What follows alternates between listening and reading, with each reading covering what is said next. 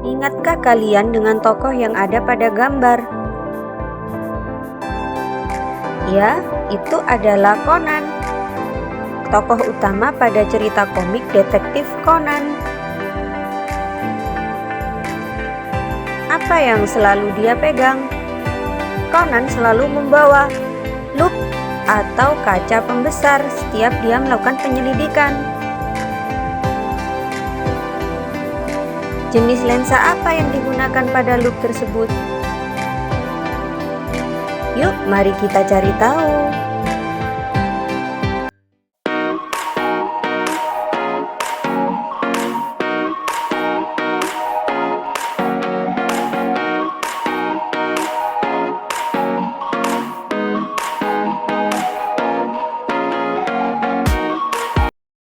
Halo sahabat cerdas semua, pada video kali ini Bu Nanda akan membahas tentang pembentukan bayangan lensa.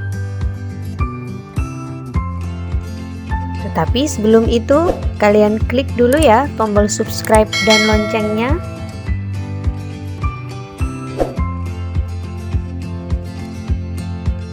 Baik, lensa yang kita bahas pada video kali ini, yang pertama lensa cembung, yang kedua lensa cekung. Nah, loop merupakan salah satu alat yang menggunakan lensa cembung. Lensa cembung disebut juga lensa positif yang memiliki sifat mengumpulkan sinar atau konvergen. Pembagian ruang pada lensa cembung terdiri atas ruang benda dan ruang bayangan. Kalian dapat memperhatikan gambar berikut.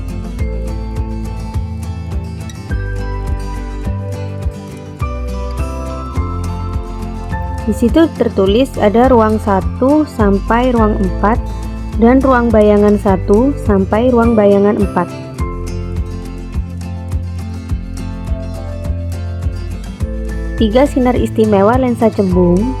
Yang pertama, sinar datang yang sejajar sumbu utama akan dibiaskan menuju titik fokus.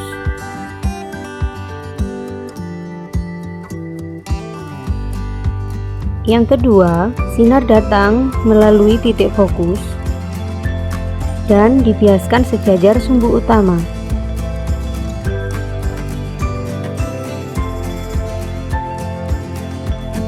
Yang ketiga, sinar datang melalui titik pusat optik akan diteruskan atau tidak dibiaskan.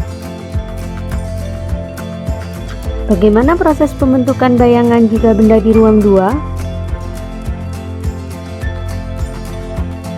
Kita harus menggunakan minimal 2 sinar istimewa untuk bisa memperoleh bayangannya. Perhatikan pada gambar.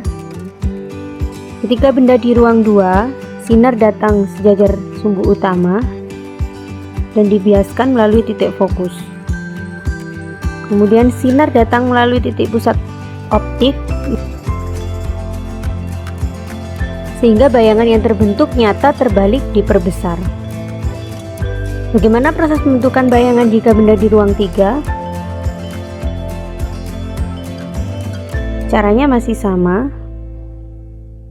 Benda diletakkan di ruang 3, sinar datang sejajar sumbu utama, dibiaskan melalui titik fokus, dan sinar datang melalui titik optik dan akan diteruskan atau tidak dibiaskan, sehingga bayangan yang terbentuk bersifat nyata terbalik diperkecil.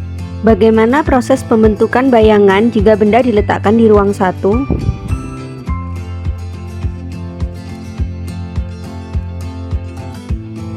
Perhatikan gambar berikut. Benda diletakkan di ruang 1.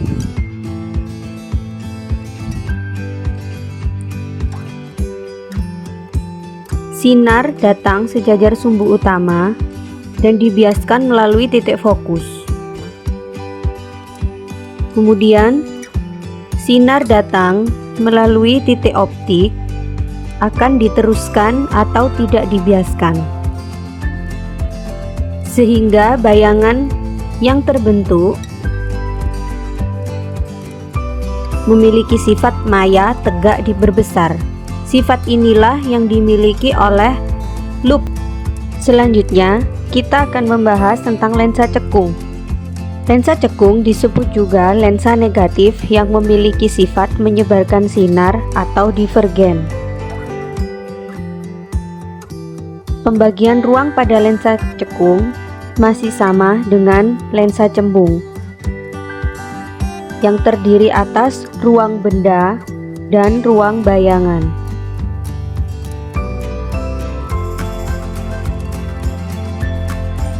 Tiga sinar istimewa lensa cekung. Yang pertama, sinar datang sejajar sumbu utama, dibiaskan seolah-olah berasal dari titik fokus. 2.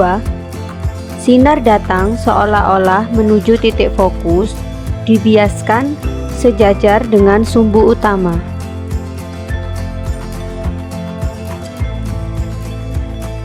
3. Sinar datang melalui titik pusat optik akan diteruskan atau tidak dibiaskan.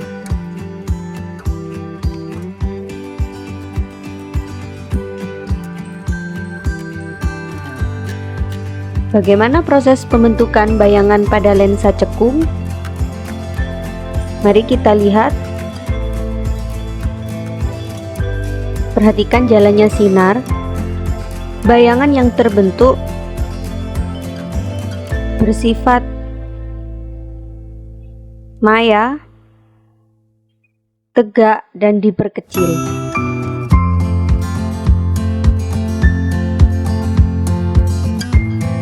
Baik sahabat cerdas semua, demikian penjelasan dari Ibu Nanda. Untuk menguji pemahaman kalian dapat mengerjakan soal pada link yang ada pada kolom description. Sampai ketemu lagi di video selanjutnya.